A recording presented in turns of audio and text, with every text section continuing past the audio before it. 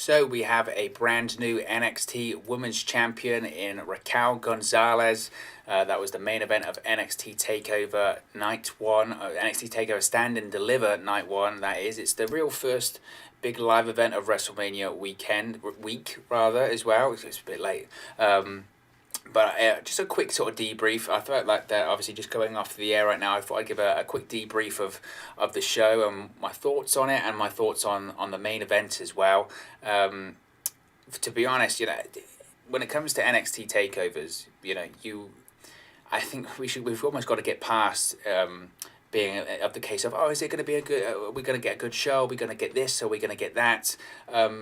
It's always going to be fantastic. It's always going to be fantastic, and tonight absolutely delivered. If anything, we're very fortunate and we're very lucky that we get 2 nights of this, because it really was absolutely fantastic. It really was absolutely spectacular. It absolutely was fantastic, and it was a really enjoyable show. And I think this splitting up on 2 nights, my concern this week of WrestleMania and of NXT TakeOver is that my concern was that it was going to be overkill.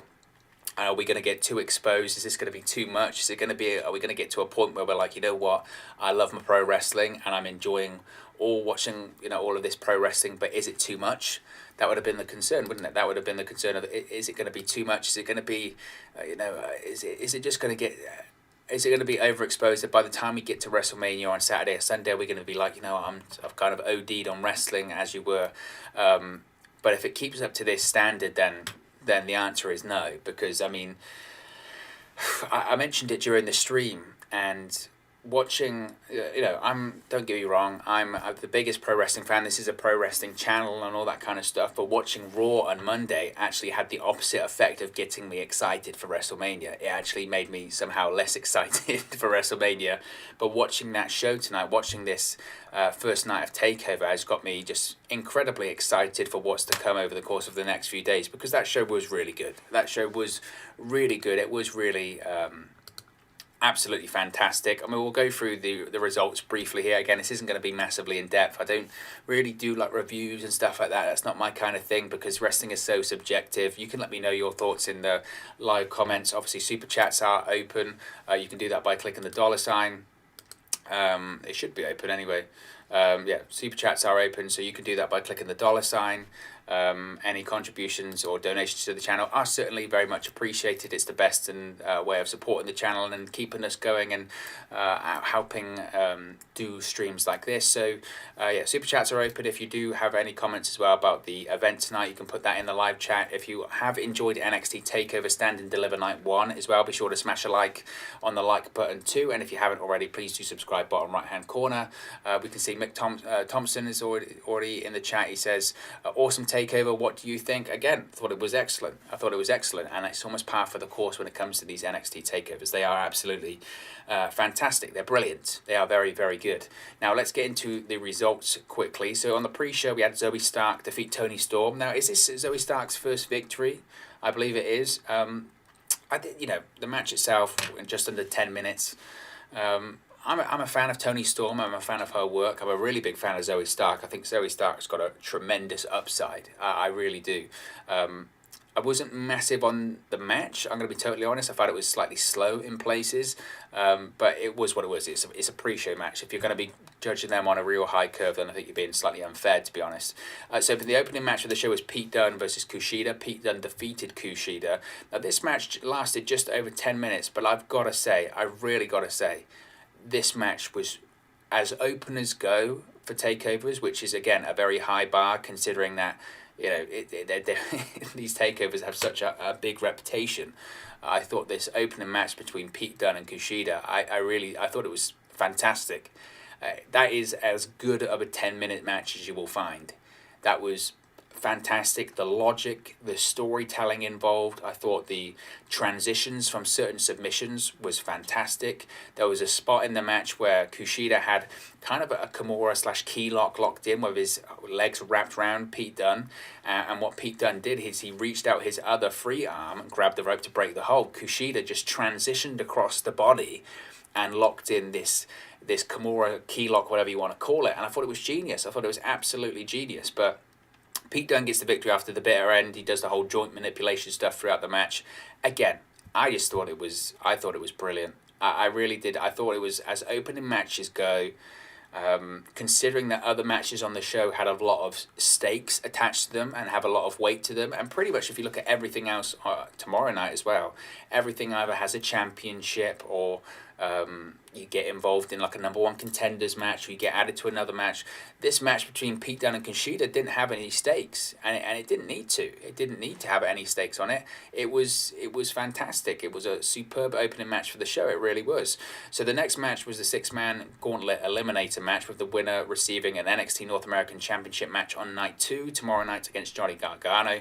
And surprisingly, you had Bronson Reed defeat Isaiah Swerve Scott, Cameron Grimes, LA Knight, Dexter Lumis, and Leon Ruff to get the victory here. Now, this was really surprising, as I felt that if there was going to be, I thought the obvious winner here was going to be Dexter Lumis, and then if not, it was going to be LA Knight. So that was certainly very surprising to see that it wasn't Dexter Lumis or LA Knight get the victory. In fact, it was Bronson Reed. My only complaint about this one, and again, I get it, it's a 6-man match, it's a gauntlet match, and they're coming in every 3 minutes. I get that. It lasted 23 minutes. And I just don't know if it necessarily needed to go that long.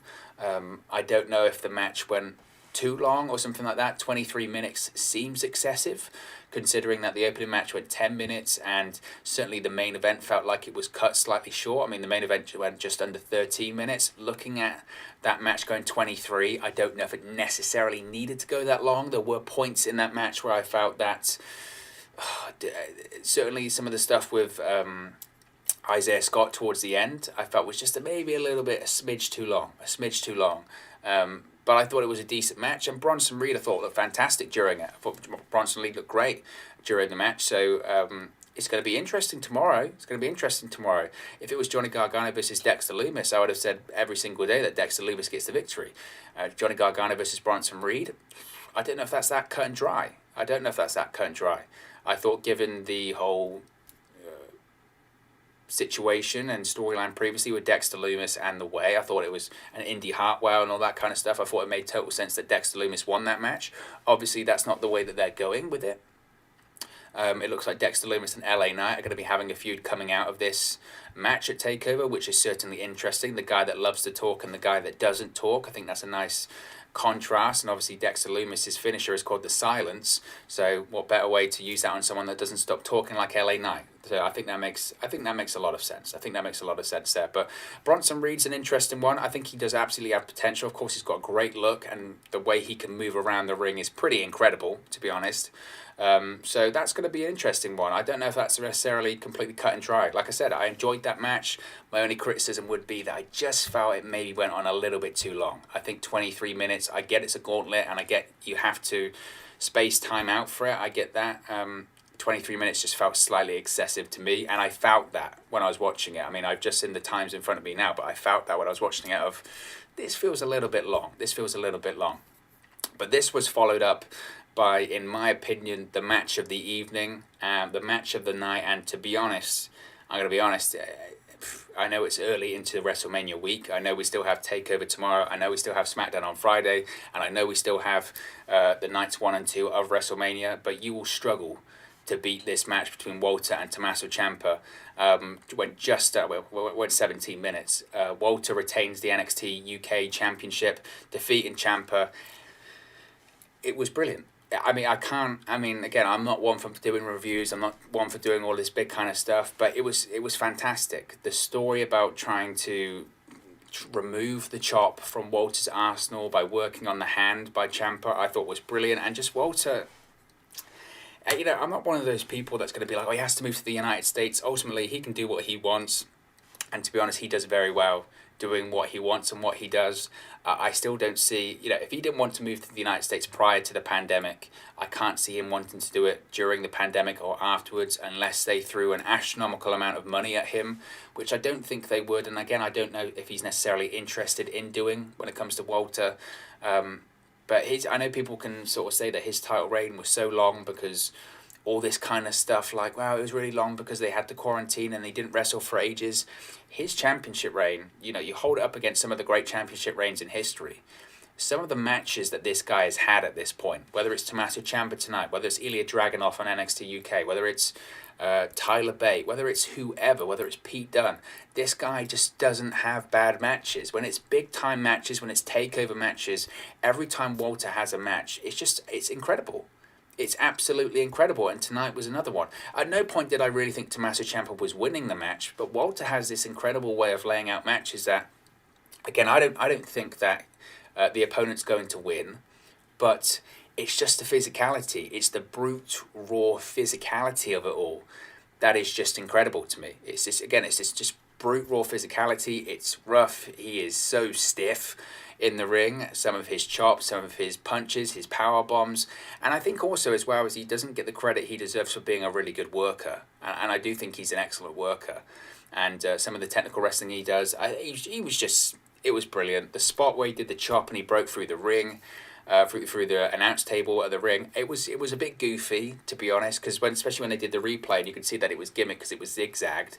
It was goofy, but I thought it got over how menacing these chops were, and that's the whole story of the match was about these chops. So I thought that was the match of the night. I thought it was absolutely brilliant, and I know tomorrow's a stacked card, and it's absolutely a possibility someone could beat that tomorrow. Don't get me wrong, but that match between Walter and Ciampa, that was the one I was really looking forward to tonight. That was the reason I tuned in, because I thought this one's just going to be fantastic, and I wasn't disappointed. I really wasn't disappointed. That was everything I thought it was going to be and more, and it's a real nice return to form for Tommaso Ciampa as well. The whole storyline was, can we get the old Tommaso Ciampa back? And we got it.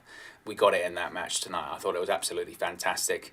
We also next had new NXT Tag Team Champions as MSK defeated Grizzled Young Veterans and Legado del Fantasma for the vacant NXT Tag Team Championships. Again, not a lot needs to be said about this one. I thought it was excellent. I thought it was absolutely excellent. It was a real contrast to the match we saw prior to it. Obviously, the prior match, Walter Ciampa was stiff, physical, brutal, uncomfortable at times. This one was totally opposite. It was very much high flying, and I know the Grizzled Young Veterans, that's not what they tend to do. They're more ground based, but with the other teams they had in there, with MSK, with Legado del Fantasma, it was always going to be high flying, and we saw some incredible high flying. I felt going into it that it was either going to be MSK or the Grizzled Young Veterans as the winners of the one and the new tag team champions. I was kind of weighing up who that would be, and I wasn't sure, and I think either tag team winning would have been the right outcome. I thought Legado del Fantasma, for not saying they weren't overthought, but for definitely what no one thought was going to win that match, I thought put in an excellent showing as well. But looking on it now, after the fact, MSK winning the tag team titles is absolutely the right decision. Absolutely the right decision. They are beyond a cool tag team. I've been a fan of their work ever since their time in Impact Wrestling, of course, as the Rascals. And think of the impact they've made in such a short period of time at this point. Just think of it. They come in January, they win the Dusty Cup, now they're the tag team champions. And it's just nice to see NXT getting back to having a really strong tag team division. There was a period of time in 2020, I don't know if the pandemic played a part in it, I don't know. The tag team division just felt lost. It felt like an extension of the WWE's main roster tag team division, where you had singles guys put together. You only had a couple of tag teams. It was Breezango and Imperium, and that was about it. No disrespect to them, but you need more diversity, and they didn't have it for a period of time. Now we're getting back to a point where the NXT tag team division does seem to have this depth to it again, does seem to have this contrasting styles again. And I think MSK are going to be fantastic tag team champions. I think there's no rush to get them on the main roster, to be honest. One would think that they should be absolutely fantastic for the main roster. You would think that, right? These are cool guys, they're high flying, kids will love them, everyone. They tick every single box, every single demographic, but people said the same about Ricochet. And look what he's not doing right now when it comes to the main roster in WWE. And I think that would be my concern with MSK. So I think they're absolutely fine where they are tag team champions, and I think they'll stay on NXT for a while. And then we get to the main event, which was for the NXT Women's Championship, and Raquel Gonzales, as you can see on the thumbnail and the title of this video, is the new NXT Women's Champion. She defeated Io Shirai in a shorter match than I probably expected. Again, I don't know if that was time constraints. Again, I felt like that six-man Gauntlet Eliminator match went way too long, went way longer than I thought it was going to go, to be honest. And again, this was one I predicted going into the event. I felt that Io Shirai was going to lose here because I think she's done everything she can do in NXT. And I said this at the start of the event, that one of the really interesting elements of these pay-per-views, of these takeovers around this time of year, around WrestleMania season, one of the interesting things about them is that when people lose, it's an indicator that something is going to happen for them, or there are plans for them in the future when it comes to Raw and SmackDown.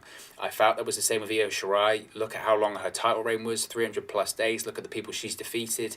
There is nothing else for her to do. Plus, it's a heel territory. Triple H loves dominant heel champions. There was only ever going to be one champion tonight, one outcome, and that was Raquel Gonzales becoming the NXT Women's Champion. That was it.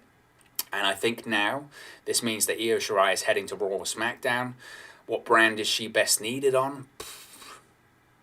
I would probably say Raw, but then Rhea Ripley's just headed to Raw, and I could see her go to SmackDown. Either way, I hope she'll be a success. I think she'll be fantastic. But I think her run in NXT's over. I think her run in NXT's over, and I think it's the beginning of Raquel Gonzales' domination in NXT. Who's her first feud going to be against? Wouldn't be surprised if it was against Dakota Kai. I think that might be a way to go for the future. But certainly, overall, fantastic show. As always, I'm already very, very excited for NXT TakeOver Stand and Deliver Night 2, which we will be doing a watch-along for tomorrow night. So if you haven't already, be sure to subscribe, bottom right-hand corner. Click the notification bell. We'll be notified when we upload our videos tomorrow and when we go live for the watch-along for Night 2. Plus, we'll do a little roundup like this afterwards as well. So if you haven't already, be sure to subscribe, bottom right hand corner. If you enjoyed NXT TakeOver tonight, smash a like on the like button too. Thank you very much for watching, listening, streaming, or however you come across this stream today, and I'll speak to you again.